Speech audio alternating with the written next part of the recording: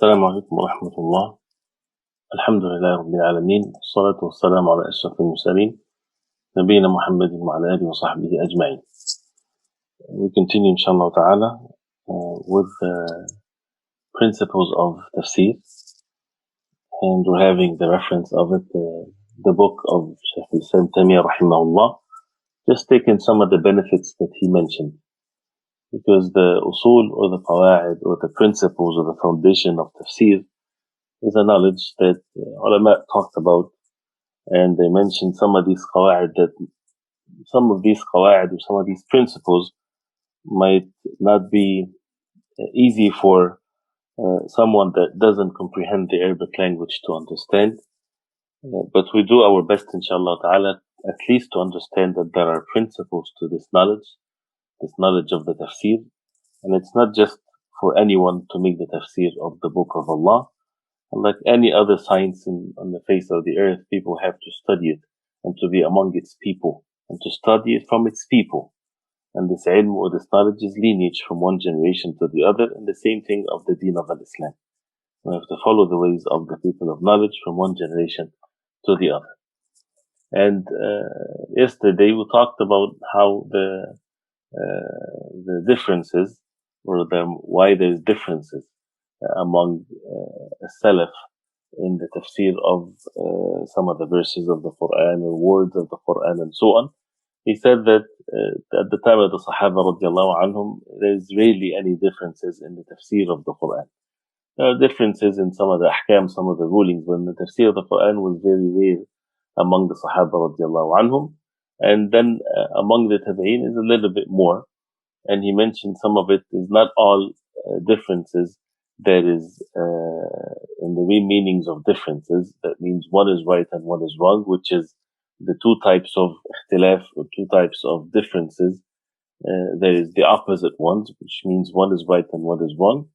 And there's the other kind, which is a tanawwu'. Tanawwu', that means there might be more than one statement, more than one explanation to the same verse, and they're all correct because they're not contradicting one another. And he talked about that second type of al-ikhtilaf, which is a tanawwu', that has two types of it. One of which is that each person would express or explain the meaning of a verse or the meaning of a word that is not contradicting to the other, and they're both really referring to the same thing, and as the example of synonyms of the same word and things like this, or the names of the Quran, or the names of Allah subhanahu wa ta'ala, or the names of the Prophet sallallahu alaihi wasallam, and so on. Also, there is you might find in the Quran also the tafsir of the Quran. They would explain something as part of its kind or a category of it, or an example of it. An example of something is mentioned, and not necessarily what is being said. Like, for example, as we said, as-salat al-mustaqim, some would say it's the salah, some would say it's al-Islam, and it's all correct. So one is making tafsir of it with one of its categories. That definitely to be steadfast in the salah, this gets into the meaning of as-salat al-mustaqim, and so on. After that, he mentioned also another example, and this is where we stop, that when they say in the books of the tafsir that this ayah was revealed or came down in such and such incident, or basically because of that incident, and they don't really mean that the tafsir of the ayah is only pertaining to that individual or to that time, referring to asbab al-nuzul.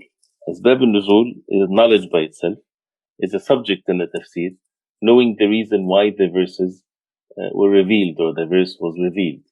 And not every single verse in the Quran has asbab or has sabab, has a reason why it was revealed. As we know that the entire Quran came down in Laylatul Qadr, and then it came down to the Prophet ﷺ throughout the 23 years of da'wah, according to the incidents that happened at the time of the Prophet ﷺ and things like this. And the Prophet ﷺ would tell them to put these verses in this place, in this surah, and so on. So knowing the reason why the verse was revealed, definitely it's a very benefiting thing for a person to understand more and more of the tafsir of the ayah. But as the ulama, they all agree that the general meanings of the verses is what is meant. That the verse might be revealed because of an incident happened, but anyone that fits the same meaning, the ruling applied to him also, not just to the one that the verse was revealed to him or because of him. So al-ibra, or what really matters, is the general meaning of the verse and not the specific person or the specific situation that the verse was revealed in.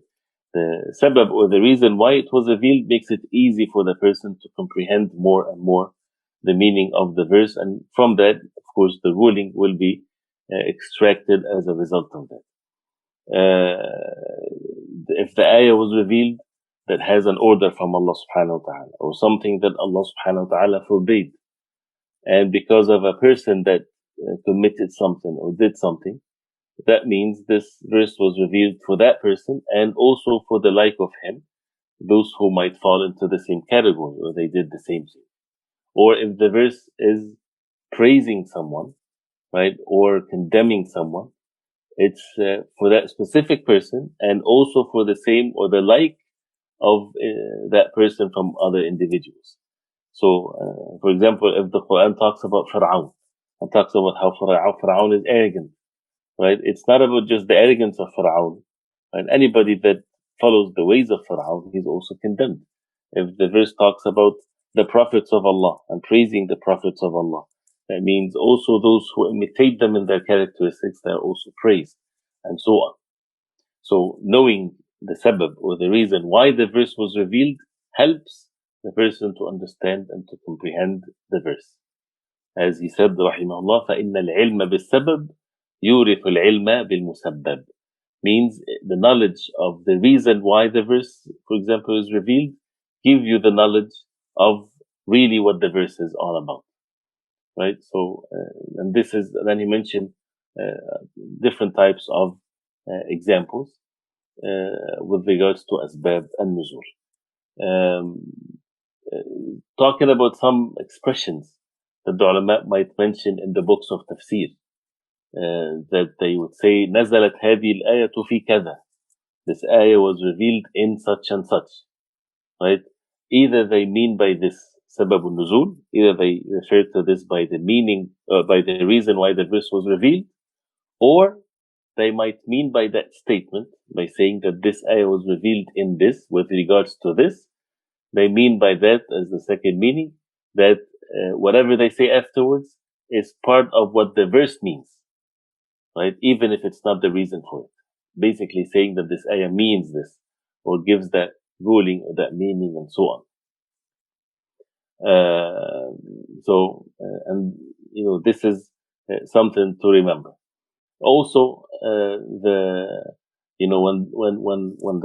the book of tafsir says نزلت هذه الآية في كذا, again, if the ayah was revealed in such and such, does that mean that this is from the Prophet ﷺ, meaning that this is an authentic narration that goes all the way to the Prophet ﷺ, and to treat it and to deal with it as if you're dealing with what the Prophet ﷺ said, right? And this is what he said, نزلت هذه الآية في كذا هل يجري مجرى المسند, right? That means this is basically what the ayah is all about. That means they know that from the Prophet ﷺ, or it means that this is the tafsir, or the explanation of the verse, that doesn't really necessarily means that it's all the way with chain of narrations to the Prophet ﷺ. And to explain that more, as we said earlier in the beginning, that the Prophet ﷺ explained the Quran, and the Prophet ﷺ made the tafsir of the Quran, and the meaning of that in general terms is the Sunnah of the Prophet ﷺ. So no one would be able to explain the Quran without the Sunnah of the Prophet ﷺ. And the Sunnah of the Prophet ﷺ includes the speech of the Prophet ﷺ, his actions, what he approved of ﷺ, and that comes with that, or after that, is the actions and the understanding of the Sahaba radiallahu anhum, and so on. So when we say that, and someone says in the tafsir that this ayah was revealed in this matter, does he mean by this that there is a chain of narration, as if he's saying that this is a hadith of the Prophet ﷺ, or something happened by the Prophet ﷺ, and this is exactly what he means? Or the other meaning is that he's saying that to say that the tafsir of the ayah means this. Right? So this is just a small note to mention, which shows also that the statements of the ulama is important to understand, and that's why the ilm needs effort, and for the person to understand what the terminologies of the people of knowledge and so on. And that's why someone might say nazalat fi kada, someone would say whether this ayah was revealed in this, and someone else might say something else. So these differences, if it's basically means the tafsir of the verse, not necessarily that this is narrated from the Prophet alayhi salatu wasalam. So this verse was revealed because of this reason, or this verse basically revealed because of that subject, so they're making tafsir of the verse. So this is basically how the tafsir of the ulama and the tafsir of the early generations of Islam, it's not really differences that is opposing to one another, but it basically means that enriches the meaning of the verses. He talks about the words that can mean more than one thing, and this is something very clear in the Arabic language, right? And some even words that might have two opposite meanings, like وَاللَّيْلِ إِذَا عَسْعَسَ, وَاللَّيْلِ إِذَا عَسْعَسَ in Surah At-Takwir. This ayah, or the word عَسْعَس, can either mean the beginning of the night or the end of the night, the coming of the night or the leaving of the night. This can linguistically can mean this, even though some said it refers to the coming of the night, which is more correct, but linguistically it can mean that. And that's why, as we said, it's a very dangerous thing for someone just to refer to the linguistic meanings of things. So this is a huge subject with regards to how the dalalat, or what words means and what refers to, and what it can have different meanings in different contexts. So things like this. And some of the times, which is one of the principles of tafsir, that a surah might have been revealed more than one time, right? So the surah can be revealed more than one time, and that's why it enriches the meanings, right? And this is they would say that in the books of tafsir, of course, like for example, Surah Inna A'tainaka al-Kawthar, فَصَلِّ لِرَبِّكَ وَانْحَرْ إِنَّ شَانِئَكَ هُوَ الْأَبْتَرُ. Right? Surah Al-Kawthar is a Makki surah, but there is the فَصَلِّ لِرَبِّكَ وَانْحَرْ and so on. Some said because of the statement in Medina. Some said it was revealed twice. And Surah Al-Fatiha, the same thing was mentioned about it, and so on. So we're not going to get into the details of the linguistics that is mentioned with regards to the meaning of words, whether it's their synonyms or close in the meanings to one another. And that's why there's another point here to remember, is that the muradifat, or synonyms or meanings of a verse, the ulama of the language, they said it's very little in the Arabic language, meaning that you can say the two words mean the same thing. It's really the case. Yes, they mean the same thing, they give the same meaning, but one has to be different than the other. So this is more into the knowledge of the language, and that's why the words can have, or can give more meaning than the same word. So and that's why many times you would ask questions, what is the difference between jalasa and qa'ada? Both words means a person sat down. It's translated to be the same. But when you get deeper into the meaning of it, it has differences, slight differences in meanings, because this issue of there's no complete, perfect synonym of a word. There has to be some extra meaning there, right? So, ذلك الكتاب لا ريب فيه. This book has no doubt in it whatsoever. And that's what it's usually translated as. But the word ar-rayb, it has some form of a disturbance or movement, right? Like the Prophet ﷺ said, دع ما يريبك إلى ما لا يريبك. Leave what you have doubt in to what you don't have doubt in, right? This is very clear. There's no doubt. It's the meaning of doubt. But when the Prophet ﷺ, he mentions this, when he passed by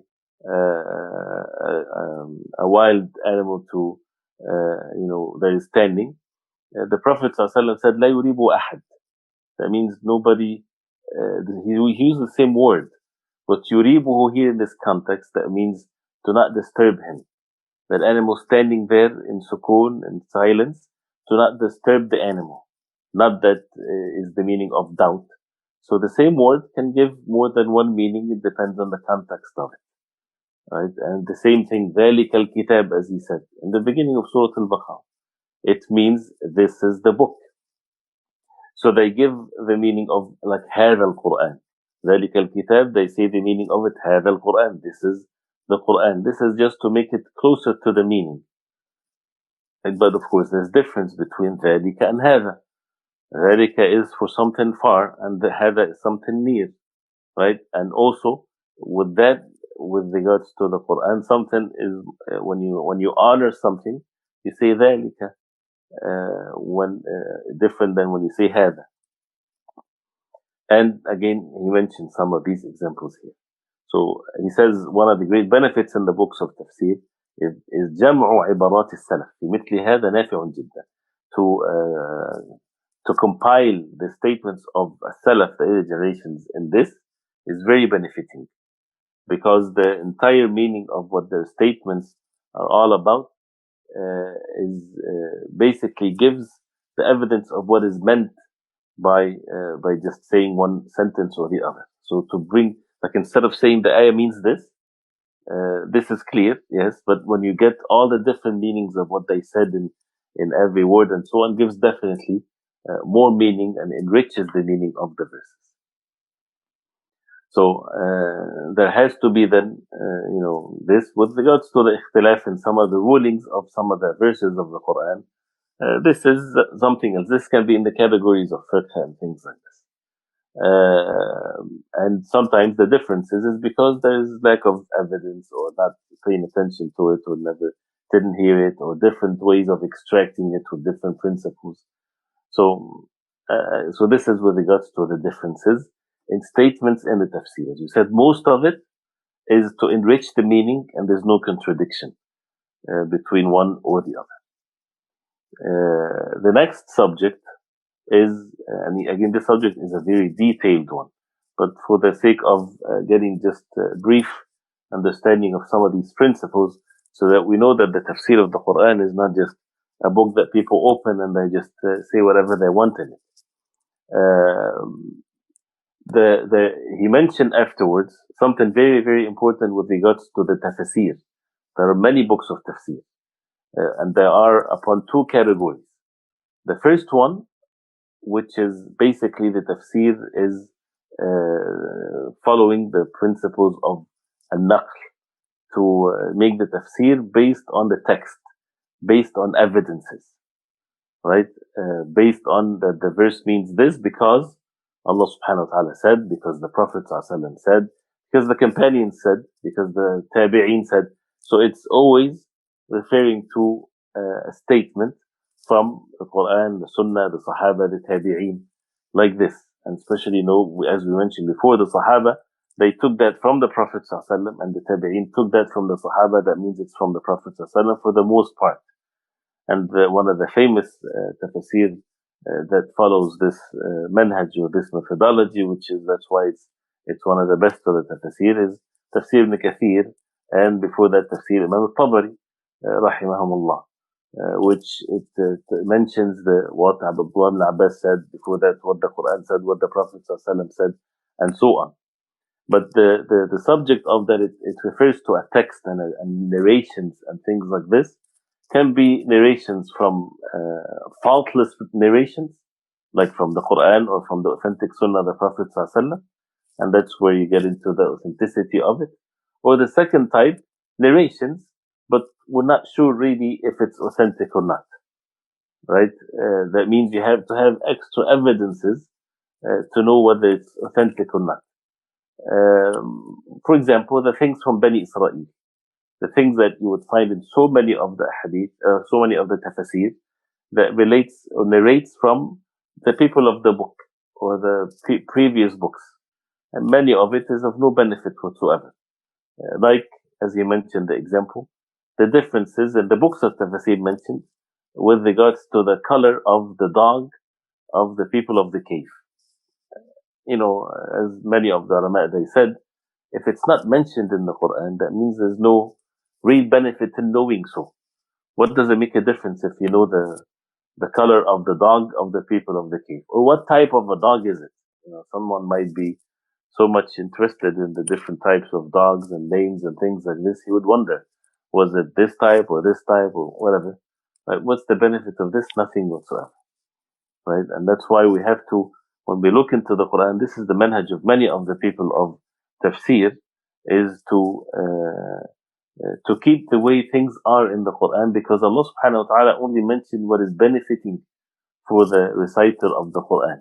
So if something in a story is not mentioned, you don't need to get into the details of it, right? It's not like it's haram or anything. Sure, of course, you can, if you want to know, but without claiming that this is what it is, because there's no way for us to know how authentic that is in many cases. And at the same time, to pay attention to what is mentioned, because that's what is meant for you when you're reading the Quran. The stories of the Quran, which is a huge subject by itself. Maybe we can give it even sessions of understanding and the wisdom behind the stories, and many benefits to learn, and how the Quran, when it comes to stories, you would find less extra details that is of no benefit. Or even sometimes you would read the story uh, and you would find things that is not mentioned, but you would already discover that when the verse are saying something, so that the Quran does not repeat itself. Like, and again, this is just an example came into my mind. In Surah Al-Qalam, when Allah subhanahu wa ta'ala talked about the brothers, those who were greedy and they decided to prevent the poor people from giving charity to them with regards to their garden that they had, and Allah subhanahu wa ta'ala bestowed that from them. It did mention that they inherited that from their father and their things like this. But the point here is, when they went in the morning and they were hiding and going in a very subtle way, so that the poor people do not get to know that they're going to harvest their garden, so that the poor do not come and they ask for charity and things like this. So they were going slowly, lowering their voice, and they all agreed together that they're not going to give anything to the poor. And they did know that Allah subhanahu wa ta'ala had destroyed the garden that night when they were sleeping. So among these brothers, there's one of them, he was reminding them, telling them, that this is not right, we should not do this, and they all shunned them down, and so anyway, that is not mentioned in the beginning of the verses when it talked about that story. So it was mentioned when they went and they discovered, and they saw that the garden was destroyed and it was all black and it's burned. And then the verse says, قال أوسطهم ألم أقل لكم لولا تسبحوا. The best of them, he said, didn't I tell you لولا تسبحون? Didn't I tell you that you should have made tasbih of Allah? That didn't I used to advise you? Basically, that was not mentioned in the beginning. It was mentioned then. So when you read the story, and when you read this part of the verse, then you already get to know that means he was saying that to them before, right? And this is one of the things that you would see in the stories of the Quran. Not just that it doesn't mention what is not benefiting, but it mentioned things within the context of the story that would, with your thinking, that you would see that this was, if a human being is writing a story, he would talk about all the details.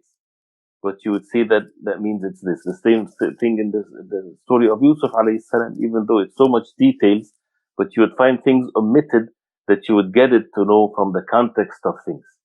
Like what happened between Yusuf alayhi salam and the wife of Al-Aziz, and things of that nature.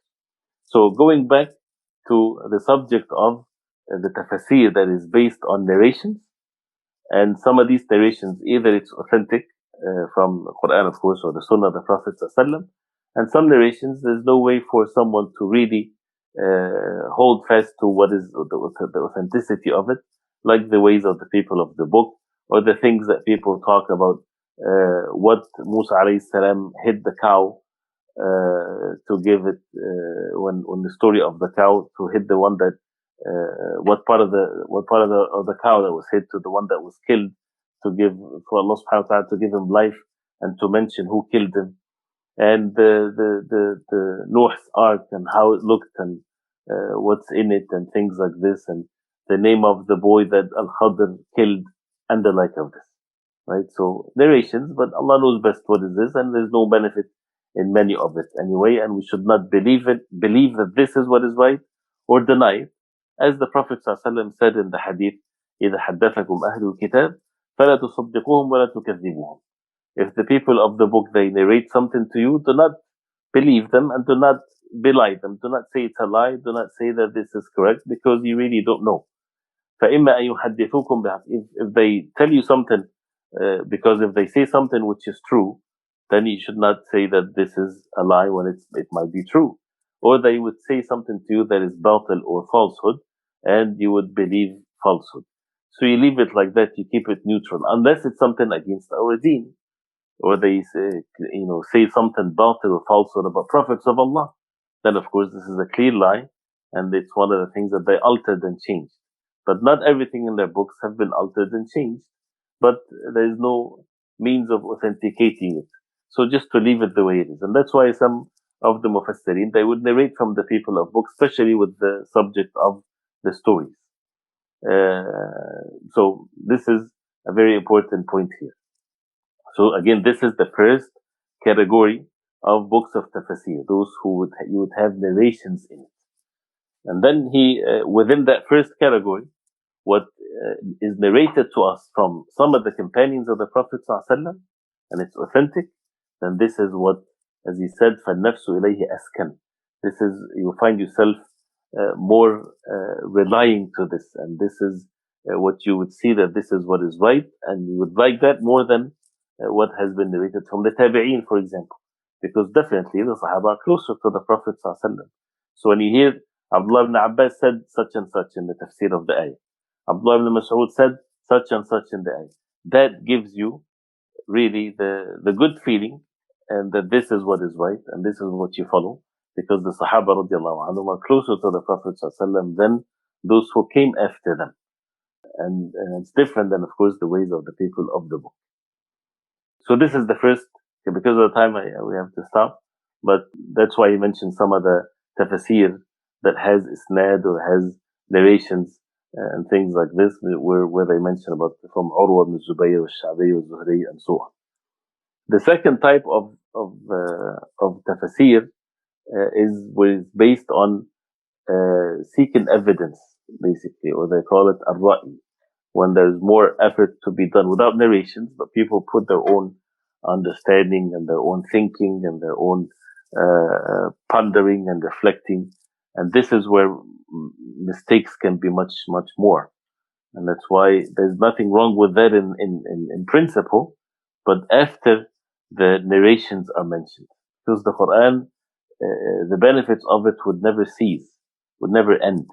And there's always benefits that people can extract, and that's why it's a book to the Day of Judgment with everlasting benefits, right? But who is the one to do this? And we'll talk about that inshallah ta'ala next time. A person with sound aqidah, because many of the tafsir, people from Mu'tazila wrote tafsir, they have deviant in matters of aqidah, things like this. So you have to be careful what tafsir you're reading from. And that's why it's, the people have to be upon this. And also without contradicting what the narrations are, because this is one of the big fitan now that Muslims are facing today. And this is intentional, where you would find people in the media and things like this, trying to, explain the Quran according to their own desires. And I'm not, and they would say things that is, the Sahaba were not upon this. It's against the deen of Islam, to the extent of which they would even go as far as approving the religion of the kuffar based on some verses in the Quran that can give general meanings away from the tafsir of the Prophet ﷺ and the tafsir of the Quran itself or the companions radiallahu anhum. So basically, as Umar radiallahu anhu said, the Quran hammalu awjuh. The Quran has many different meanings to it, can give many meanings. فإذا جادلكم أهل الباطل, if the people of falsehood they argue with you with the Quran, فجادلوهم بالسنة. You argue with them with the Sunnah, because the Sunnah makes the Quran precise and clear, and it shows what it means by the verses. And again, as we said, the Quran is not a book discovered for people to explain it the way they like. It has to be explained according to how the Prophet ﷺ explained it and acted upon it, and the Sahaba radiallahu anhum, and so on. So we'll stop here, inshallah ta'ala. We'll continue next time. I know that I did mention examples when I was talking about these types of principles, but just I intentionally mentioned them in brief, because otherwise, even the subject of tafsir, and that's why you would find people sometimes they don't do that in any other language other than the Arabic language, is to protect that science of tafsir, so that we don't have that extra, what you call it, just to feel that, okay, we can just make tafsir of the Quran. No, we have to follow the ways of the people of knowledge. But if we translate what the people of knowledge they said, that's fine. But we're only translating what they said, instead of making ourselves to be ourselves the mufassirin. Barakallah feekum. We'll continue inshallah ta'ala tomorrow. وصلى الله وسلم على محمد وصحبه وسلم. السلام عليكم ورحمة الله.